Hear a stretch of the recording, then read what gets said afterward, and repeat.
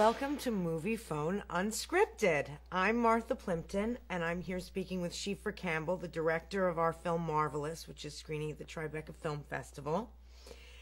And we're going to ask each other some questions. Ready? What made you decide to make a film about celebrity for your first film? Well, actually, I came at the subject really much more from the point of view of this woman with the special powers, who kind of wasn't really interested in doing anything with the special powers. She sort of inadvertently becomes this cult figure, and that was really the genesis of the film, rather than it being about this sort of outward manifestation of her celebrity. It was more about her kind of power to cure, and then people's need to believe in that. So that was really where it came from. So do you feel that Marvelous accurately shows what it means to be a celebrity? I'm sure many celebrities experience the trauma of other people's expectations.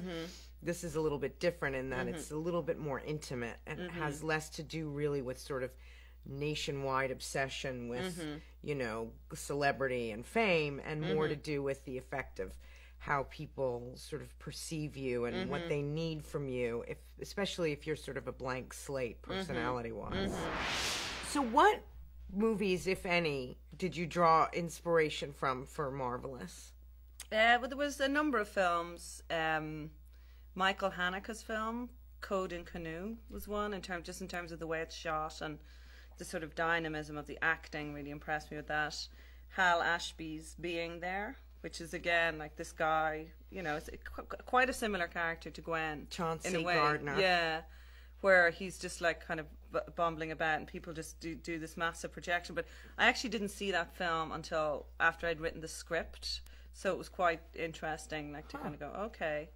There was a British film called Last Resort, which is just kind of amazing the way it's shot and just the kind of alienation of that. And The Great Gatsby was another one, actually. Really? Yeah, just in terms of that sort of that Camelot-y type of thing, like that Long Island kind of thing. Yeah, and just the way that they use the light and everything. So yeah, a few references in there. So Martha, you've been acting for a long time. Yes, I have. Can you remember the first day that you walked on a set? Holy moly. Well, it was 1937. And we just stopped using the donkey on the treadmill to make the film go around in the camera. So the technology was very new. And just kidding. I'm trying to recall. Yes, I do remember. I remember the first movie set I was on was for a movie called Rollover with Jane Fonda and Chris Christopherson. And I was a day player. I had a very small role. I worked on it for just a few days. Yeah. And I remember I basically lived on a bus for like 3 or 4 days with, 50 other people. It was exhausting, but a lot of fun. A lot of fun.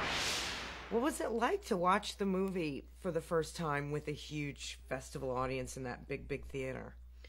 I was just so kind of relieved to get to that night, because there's been so much kind of build up, and once it kind of started, you just kind of go, okay, I've no control over this anymore. Did people laugh in sort of unexpected places? Do you find? Yeah, they did, because obviously when you watch something 10,000 times, you just don't really find it funny anymore. But I mean, people just really roared their heads off. So which was nice, and people really kind of got the film, right? Which I was excited by too. What is the strangest experience you've ever had with a fan? Well, first of all, usually people don't know where they know me from. It's usually like, did you go to Oberlin? Like, they don't know, and they're convinced that I did. And when I say, no, I'm sorry, I'm actually an actress. No, that's not it. Or they want you to list every single movie. No, not that one. No, by the time you get to like movie number 32, you're like, dude, you've never seen anything I've done? You're like insulted. You're horrified. finish this sentence. The 3 things I love about movies are... When the lights go down at the beginning, the sense of anticipation there. When they come up at the end, hopefully you're feeling sort of complete and satisfied by your viewing experience.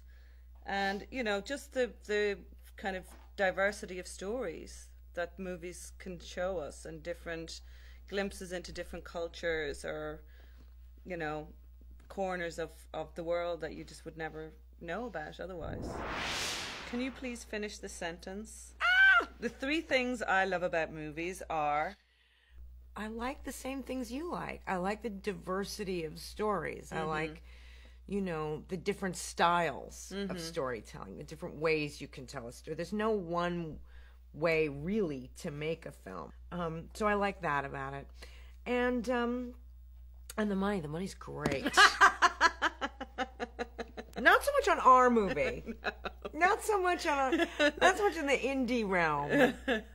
But man, sometimes that movie money's so good. So good. Oh, thank you to Moviefone. And thank you to everyone for sending in your questions. And come and see Martha in Marvelous at the Tribeca Film Festival, because she is marvelous in Marvelous. Thanks, Siofra. You're welcome. See you at the movies. Bye.